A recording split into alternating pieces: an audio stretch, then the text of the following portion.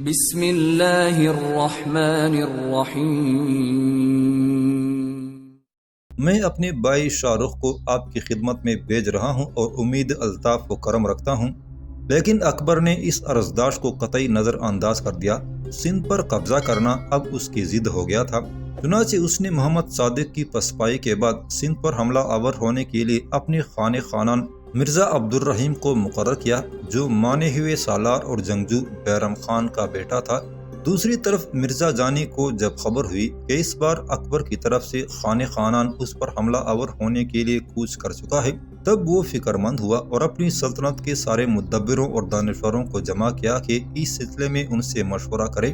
چنانچہ اس کے سارے امراء نے متفقہ طور پر اسے رائے دی کہ بادشاہ کی اطاعت اور فرمانبرداری سے روگردانی کسی طرح مناسب نہیں، عاقبت اندیشی یہی ہے کہ اطاعت قبول کر لی جائے۔ دوسری طرف اس تجویز کو مرزا جانی بیگ نے ماننے سے انکار کر دیا، اور یہ حقیقت بھی ہے کہ مرزا جانی بیگ بڑا شجاع اور دلیر انسان تھا۔ چنانچہ اپنے شجاعت اور مردانگی کے جوہروں کی وجہ سے اس نے اپنے مشیروں کے اس مشورے کو قبول نہیں کیا اور انہیں مخاطب کر کے کہا، شجاعت، سخاوت اور بہادری کے مدعیوں کو عورتوں کی طرح زندگی بسر کرنا شیوہ مردانگی نہیں، محض ایک جزوی ملک کی خاطر جو ہمیشہ کسی کے ملک نہیں رہا، اور ایسے تن کے لیے آسائش ڈھونڈنا جو ہمیشہ باقی رہنے والا نہیں، بہت بڑی بزدلی ہے۔ میں اس توقع بدنامی اور لعنت کو اپنے گلے میں ڈالنا نہیں چاہتا کہ سلسلہ ترخان کے فلاں شخص نے نامردی اور بزدلی اختیار کی۔ مجھے اس طرح توقع غلامی گلے میں ڈالنا عقل مندی سے بعید نظر آتا ہے، کیونکہ نتیجہ وہی ہونے والا ہے جو خدا کی مرضی ہے۔ میں اپنے بزرگوں کے دامن پر، جنہوں نے بڑی عزت و شان سے زندگی بسر کی، یہ داغ بدنامی لگانا نہیں چاہتا۔ اب میں تم لوگوں میں سے ان کو جو خوف کی وجہ سے اپنی اور اپنی اولاد کی جان کو عزیز رکھتے ہیں، خوشی سے اجازت دیتا ہوں کہ وہ جہاں جی چاہیں چلے جائیں۔ مرزا جانی بیگ کی اس گفتگو پر اس کے مشیروں نے جواب دیا کہ ہمارا قلی لشکر ایسے وسیع ملک کے بادشاہ کا مقابلہ نہیں کر سکتا۔ وہ خزانہ جو آپ کے آباء و اجداد نے جمع کیا تھا، وہ آج ہی کے دن کے لیے جمع کیا تھا، جو آپ نے بے وقت بے فائدہ مصرف میں خرچ کر دیا۔ پھر ہم کیسے اتنے بڑے بادشاہ کے لشکر سے نمرد آزما ہو سکتے ہیں؟ اپنے مشیروں کے اس نئے مشورے کے جواب میں مرزا جانی بیگ نے کہا، بے شک تمہارا کہنا صحیح ہے۔ یہ واقعہ ہے کہ 7 اقلیم کے بادشاہوں میں کسی کو ان سے مقابلے کی طاقت نہیں، لیکن یہ امر شجاعت اور مردانگی کے خلاف ہے کہ کوئی شخص اپنا ملک دشمن کے سپرد کر دے۔ تمہیں معلوم ہونا چاہیے کہ کسی کا منہ نہیں پکڑ سکتا۔ ایسا نہ ہو کہ لوگ مجھے بزدل اور کم ہمت کے نام سے یاد کریں اور کہیں کہ اس خاندان میں یہ کس قدر بزدل اور ناخلف واقعہ ہوا کہ اپنے موروثی ملک کو جان کے خوف سے کس آسانی سے دشمن کی نظر کر دیا۔ آخر اس ساری بحث و تمہیز کے بعد یہ طے پایا کہ اکبر کے سپہ سالار خانان کا ہر صورت میں مقابلہ کیا جائے گا۔ دوسری طرف خانان اپنے لشکر کے ساتھ پہلے بکھر پہنچا۔ چونکہ وہ زمانہ گرم ہواؤں اور طغیانی کا تھا، اس لیے اس نے اپنے لشکر سمیت کچھ دن بکر میں قیام کیا۔ پھر وہ سہون کی طرف پیش قدمی کر رہا تھا۔ اس کے آنے کی خبر پاتے ہی اہل سیون قلعہ بند ہو گئے۔ سہون کے قریب پہنچ کر خانان نے اپنے امراء کی جماعت سے مشورہ کیا کہ ہمیں پہلے مرزا جانی کی سرکوبی کے لیے ٹٹا جانا چاہیے، یا پہلے سہون کی مہم کو سر کر لینا چاہیے، پھر آگے قدم بڑھانا چاہیے۔ چنانچہ خانان کے امراء نے متفقہ طور پر جواب دیا کہ مناسب یہ ہے کہ چونکہ سہون ہمارے راستے میں ہے، ہمیں پہلے اسے فتح کرنا چاہیے، کیونکہ ہمارا اور لشکریوں کا گزر ادھر ہی سے ہوگا۔ سہون کی مہم کے بعد پھر ہمیں اطمینان سے آگے بڑھنا چاہیے۔ اسی اسنا میں خانان کو خبر پہنچی کہ مرزا جانی بیگ ایک بہت بڑا اور جرار لشکر لے کر ٹٹھا سے اس کے ساتھ جنگ کرنے کے ارادے سے کوچ کر چکا ہے۔ اس اطلاع کے ملتے ہی خانان سہون کا محاصرہ چھوڑ کر جانی بیگ کی طرف متوجہ ہوا۔ اس وقت تک جانی بیگ نصر پور کے قریب دمدموں کی صورت میں ایک قلعہ بنا کر وہاں محصور ہو گیا تھا۔ جب خانان نے اس کے اس پڑاؤ سے 6 کوس کے فاصلے پر پہنچ کر دیکھا کہ جانی بیگ دمدمہ نما قلعے کی اوٹ میں تھا، اس موقع پر جانی بیگ نے اپنی لشکر کا ایک حصہ خانان کے لشکر پر حملہ آور ہونے کے لیے روانہ کیا۔ دونوں کے لشکریوں کے کچھ حصوں کے درمیان ٹکراؤ ہوا۔ یہ ٹکراؤ 1 دن اور 1 رات مسلسل ہوتا رہا، جس میں مرزا جانی بیگ کے لشکر کو شکست کا سامنا کرنا پڑا۔ خانِ خانان کا لشکر فتح مند رہا۔ اس موقع پر خانِ خانان نے ایک بہترین جنگی چال چلی۔ اس کی کوشش تھی کہ وہ ادھر مرزا جانی بیگ اور قلعہ سہون کو محاصرے میں رکھے اور ادھر پورے سندھ میں جا کر اپنے لشکر کو متعین رکھے۔ چنانچہ اس نے اپنے ایک سالار شاہ بیگ کو صوبہ نصر پور میں، خاص کر قلعہ شاہ گڑھ میں ابو القاسم کو متعین کیا۔ ایک اور لشکر کو، جس میں تجربہ کار اور آزمودہ لشکری تھے، قلعہ نیرن پور میں مقرر کیا۔ اس کا مقصد یہ تھا کہ ہر حصے میں اس کے لشکری متعین رہیں اور ضرورت کے وقت کام آئیں۔ مرزا جانی بیگ نے دیکھا کہ خانِ خانان کسی طرح بھی اس کے قابو میں نہیں آ رہا، لہٰذا اپنی کامیابی کا در کھولنے کے لیے اس نے ایک چال چلی۔ اس نے اعلان کر دیا کہ جو کوئی بھی دشمن کا سر لے کر ہمارے حضور پیش ہوگا، اسے بطور انعام 500 کی رقم ادا کی جائے گی۔ یہ اعلان سنتے ہی سندھ کے غربا نے اپنا کام شروع کیا اور وہ دشمن کے سر لا لا کر پیش کرنے لگے اور انعام پانے لگے۔ چند ہفتے بعد مرزا جانی بیگ کے خزانچی نے اندازہ لگایا کہ اس طرح تو خزانہ بالکل خالی ہوتا جا رہا ہے۔ چنانچہ اس انعام کو آہستہ آہستہ کم کر کے رقم 50 کر دی گئی، لیکن پھر بھی بھوکے اور فلاکت زدہ لوگ اپنی جان خطرے میں ڈال کر یہ انعام حاصل کرتے رہے۔ لیکن اس طرح مرزا جانی کے بہت سے لوگ مارے گئے، خزانہ خالی ہو گیا اور لوگوں کی حالت نہایت خراب ہو گئی۔ چنانچہ مرزا جانی بیگ نے محسوس کر لیا کہ اس سرد جنگ سے کوئی فائدہ نہیں، اب بجز شدید جنگ کے کوئی چارہ نہیں۔ اس لیے اس نے اپنے لشکر کو پھیلا دیا۔ چونکہ اس نے سنا تھا کہ خشکی کے راستے سے خانِ خانان کے لیے دارالخلافہ سے خزانہ آتا ہے، اس لیے اس نے اپنے سالاروں میں سے ابو القاسم ولد شاہ قاسم ارغون کو ایک لشکر دے کر متعین کیا کہ وہ جہاں بھی موقع پائے خانِ خانان کے آنے والے خزانے کو لوٹ لے۔ چنانچہ جب خانِ خانان کے لیے رقم اس راستے سے آئی تو ابو القاسم ان پر حملہ آور ہوا، چھاپا مارا اور اس سے خزانہ چھین لیا۔ لیکن اس ہنگامے میں ابو القاسم کے بہت سے لشکری کام آ گئے۔ صورتحال اب دن بدن خراب ہوتی جا رہی تھی۔ مرزا جانی بیگ کی مالی حالت تشویشناک حد تک پہنچ گئی تھی۔ چنانچہ اس نے فیصلہ کیا کہ اب وقت آ گیا ہے کہ خانِ خانان سے پوری طاقت و قوت سے ٹکرایا جائے اور اسے پسپا ہونے پر مجبور کر دیا جائے۔ آخر جنگ کی ٹھان لینے کے بعد دونوں لشکر ایک دوسرے کے سامنے آئے۔ دونوں لشکریوں کی تعداد کافی تھی۔ خانِ خانان نے امتیاز کے لیے اپنی پگڑیوں میں تیر لگائے اور مرزا جانی بیگ کے لشکری نے اپنی پگڑیوں میں اپنی شناخت کی خاطر درختوں کی ٹہنیاں باندھ لی تھیں۔ اس کے بعد دونوں لشکریوں کے درمیان ہولناک جنگ شروع ہوئی۔ اس موقع پر مرزا جانی بیگ کی بدبختی کہ اس کے ہاتھیوں میں سے ایک مست ہاتھی جو آگے تھا بڑک اٹھا اور پلٹ کر اپنے ہی لشکریوں کو روندنا شروع کر دیا، جس سے ارد گرد کے لشکریوں میں بھگدڑ مچ گئی۔ دوسرے یہ کہ اس کے لشکر کے سامنے کے رخ سے سخت آندھی چلنے لگی، جس کی وجہ سے جانی بیگ کے لشکر میں انتشار پیدا ہو گیا۔ اس موقع پر خانِ خانان نے جب تیز حملے کیے تو ان حملوں کے باعث مرزا جانی بیگ کو شکست کا سامنا کرنا پڑا۔ چنانچہ مرزا جانی بیگ کے لشکری اپنا سارا سامان چھوڑ کر ادھر ادھر بھاگنے لگے۔ مجبوراً مرزا جانی بیگ وہاں سے ہٹا اور کشتی پر سوار ہو کر روانہ ہوا، اور خانِ خانان کے لشکر نے میدان میں پہنچ کر مرزا جانی بیگ کے لشکر کے زخمی اور ان لوگوں کو جن میں ذرا سی بھی جان باقی تھی موت کے گھاٹ اتار دیا۔ اس شکست کے بعد مرزا جانی بیگ کشتی میں بیٹھ کر اندرکوٹ پہنچا اور فیصلہ کیا کہ وہ پھر اس جگہ اندرکوٹ پہنچ کر اپنے آپ کو محفوظ اور مضبوط کرے گا اور خانِ خانان کا مقابلہ کر کے ہر صورت میں اسے پسپا کرنے کی کوشش کرے گا۔ چنانچہ یہ فیصلہ کرنے کے بعد مرزا جانی بیگ نے اپنے ارد گرد قلعہ سا بنا لیا اور اپنے مخصوص لوگوں کو اس نے ارد گرد پھیلا دیا تاکہ مغلوں پر نگاہ رکھیں۔ لیکن مرزا جانی کی بدبختی ان لشکریوں میں سے کوئی بھی لوٹ کر نہ آیا۔ اکثر لشکری اپنی جان کے خوف سے اس طرح بھاگے تھے کہ ٹھٹا کا راستہ جو وہاں سے 4 روز کا تھا انہوں نے 1 دن اور 1 رات میں طے کیا، اور ساتھیوں کے پہنچنے سے پہلے ہی انہوں نے شکست کی خبر مرزا جانی بیگ کے باپ مرزا پابندہ بیگ اور مرزا جانی بیگ کے بیٹوں کو پہنچائی۔ دونوں طرف مرزا جانی بیگ کو شکست دینے کے بعد خانِ خانان نے اس کا تعاقب کرتے ہوئے ادھر کا رخ کیا جہاں جانی بیگ نے پناہ لے رکھی تھی۔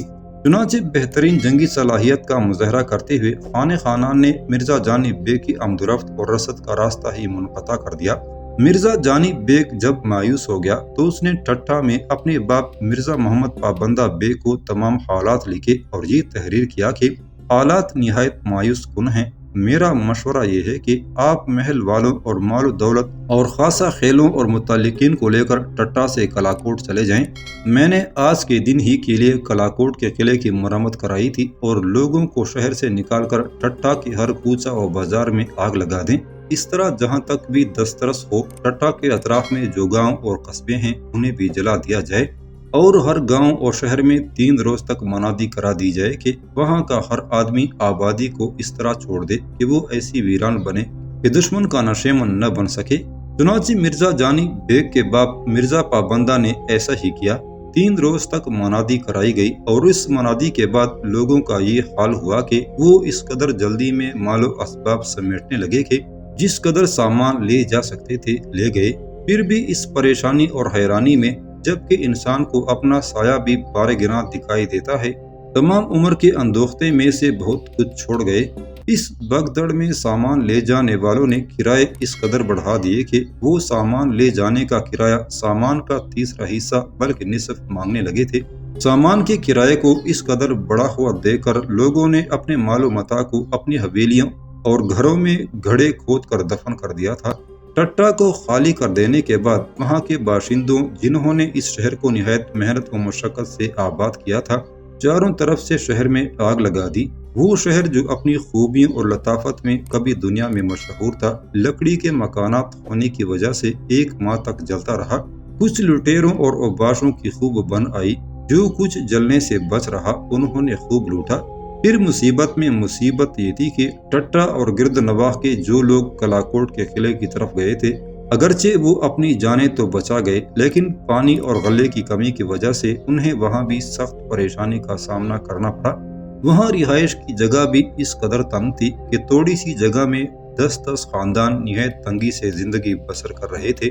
لیکن وہ لوگ جو کسی وجہ سے قلعے میں داخل نہ ہو سکے، انہیں ان سے بھی زیادہ پریشانی کا سامنا کرنا پڑا اور بدماشوں اور لٹیروں نے انہیں خوب لوٹا اور وہ مال جو انہوں نے کنووں اور پہاڑوں میں چھپا رکھا تھا پتہ چلا کر کھود کر لے گئے۔ خان خانان کو جب خبر ملی کہ ٹٹا کو آگ لگا دی گئی ہے تو اس نے ایک چال چلی۔ اس نے اپنے منصبداروں کو جنہیں اس نے ادھر ادھر پھیلا رکھا تھا حکم جاری کیا کہ وہ مرزا جانی بیگ کے مختلف صوبوں میں حکمرانوں کا محاصرہ کر لیں، اور جس طرح میں نے جانی بیگ کا محاصرہ کر کے اسے محصور کر رکھا ہے اس طرح مرزا جانی بیگ کے سارے صوبوں کے حاکموں کو محصور کر لیا جائے۔ چنانچہ یہ حکم ملتے ہی خان خانان کے سالار حرکت میں آئے۔ سب سے پہلے قلعہ نیرنگ کوٹ کی باری آئی۔ نیرنگ کوٹ کا حاکم اس وقت محمد امان تر خان تھا۔ اتفاق سے محمد امان تر خان ان دنوں مرزا جانی بیگ کے پاس آیا ہوا تھا۔ وہ شراب پی کر کشتی میں جا رہا تھا، اس کا پاؤں پھسلا اور وہ دریا میں گر پڑا اور وہیں فوت ہو گیا۔ بیٹا بیرام تر خان جو اس وقت نیرنگ کوٹ کا نگران تھا، اس سے خان خانان کی آدمی نے قلعہ چھین لیا۔ اس کے بعد دوسرے قلعے ساکرا کی باری آئی۔ خان خانان کے خلاف شاہ بیگ خان نے ساکرا پہنچ کر ابو القاسم ارزون کو جو وہاں کا حاکم تھا محاصرے میں لے لیا اور اس کو اس قدر تنگ اور عاجز کر دیا کہ ساکرا کا قلعہ اس سے لے لیا۔ تیسرا قلعہ چاچ گام تھا، یہ صوبہ بدین میں تھا۔ چنانچہ وہاں کے حاکم نے حالات کو دیکھتے ہوئے خان خانان کی اطاعت قبول کر لی تھی۔ اس طرح ہر جگہ خان خانان کامیاب اور کامران ہوا۔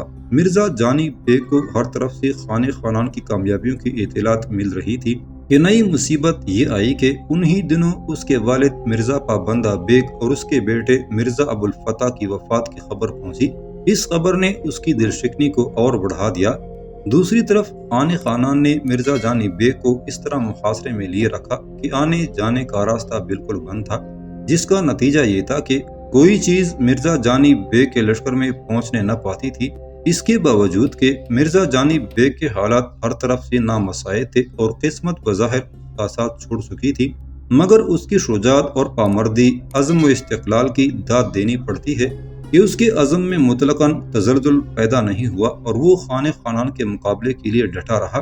آخر خان خانان کے لشکر نے اپنے مورچے مرزا جانی بیگ کے لشکر کے اس قدر قریب کر دیے کہ دونوں جانب کے لشکری ایک دوسرے سے بات کر سکتے تھے اور ایک دوسرے پر پتھر پھینک سکتے تھے۔ یہ کھچاؤ اور تناؤ دونوں لشکریوں کے درمیان جاری تھا، لیکن یہ صورتحال دونوں کے لیے ناقابل برداشت تھی۔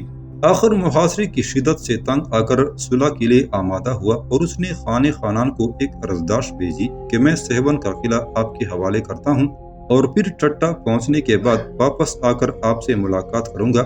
اس موقع پر خانِ خانان نے مرزا جانی بیگ کی درخواست پر غور کرنے کے لیے امراء سے مشورہ کیا۔ تمام امراء نے متفقہ طور پر عرض کیا کہ اب مرزا جانی بیگ کی حالت بہت نازک ہو چکی ہے، اس لیے صلح نہیں کرنی چاہیے، کیونکہ ہم اپنے کام کو آج یا کل پر پہنچا سکتے ہیں اور اس صورت میں اس کا امکان ہے کہ ٹھٹھہ پہنچنے پر جانی بیگ اپنی رائے کو بدل دے۔ اس موقع پر خانِ خانان نے اپنے امراء کو مخاطب کر کے کہا، جس جگہ ہم قیام کیے ہوئے ہیں اگر ہم یہیں چسپا رہیں تو اس میں ایک خرابی تو یہ ہے کہ دونوں طرف کے خاصے لشکری قتل ہو جائیں گے، دوسرے بہت سے لوگوں کے اہل و عیال برے لوگوں کے ہاتھ پڑ جائیں گے اور ان کی بے عزتی ہوگی۔ اس لیے ہم صلح کرتے ہیں اور مرزا جانی بیگ کو اپنا جیسا منصب 5000 شہنشاہ اکبر سے دلوائیں گے۔ اس طرح خانِ خانان اور مرزا جانی بیگ کے درمیان صلح کی گفتگو شروع ہوئی۔ اس صلح کے نتیجے میں یہ طے پایا کہ دونوں فریقوں میں جو معاہدہ ہوا ہے اس کے تحت دونوں طرف کے لشکری بغیر کسی تعصب اور کینہ کے ایک دوسرے کے بازار میں خرید و فروخت کریں گے تاکہ دونوں لشکریوں میں خلوص و محبت کی فضا پیدا ہو اور دلوں میں کدورت کا زنگ صاف ہو جائے۔ چنانچہ ایسا ہی ہوا، لوگوں کے دلوں سے ایک دوسرے کے لیے جو خطرہ تھا وہ نکل گیا اور ہر صوبہ میں خانِ خانان کے آدمی بے تکلف گھومنے لگے۔ مرزا جانی نے جب یہ صورتحال دیکھی تو اس نے اپنی سلطنت میں سارے عملوں کو لکھا کہ ہر ایک قلعے کی جو چابیاں ان کے پاس ہیں خانِ خانان کے آدمیوں کے حوالے کر دی جائیں اور چابیاں حوالے کرنے کے بعد وہ خود مرزا جانی کے پاس پہنچ جائیں۔ سب سے پہلے مرزا جانی کے لوگوں نے سہون کا قلعہ خانِ خانان کے حوالے کیا۔ اس کے بعد مرزا جانی ٹھٹھہ کی طرف روانہ ہو گیا، جبکہ دوسری طرف خانِ خانان نے اپنے لشکر کے ساتھ برسات کا موسم موضع سن میں گزارا۔ اس کے بعد وہ مرزا جانی کے مرکزی شہر ٹھٹھہ کی طرف روانہ ہوا۔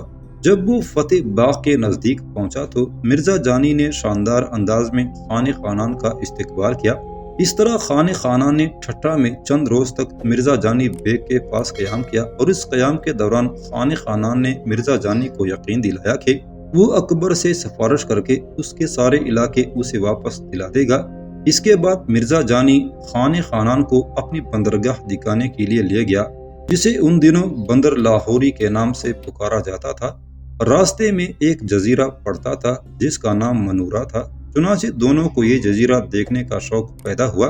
یہ جزیرہ بندر لاہوری سے 20 کوس کے فاصلے پر تھا۔ چنانچہ جیسے ہی مرزا جانی بیگ اور خانِ خانان کے ساتھیوں کی کشتیاں روانہ ہوئیں، اس زور کا طوفان آیا، ہوائیں چلی کہ کشتیاں ڈگمگ کرنے لگی تھی۔ چونکہ خانِ خانان اور اس کے لشکریوں کو اس سے پہلے کبھی بحری سفر کا اتفاق نہیں ہوا تھا، اس لیے کشتیوں کے ڈواڈول ہونے سے ان کی طبیعت خراب ہونے لگی۔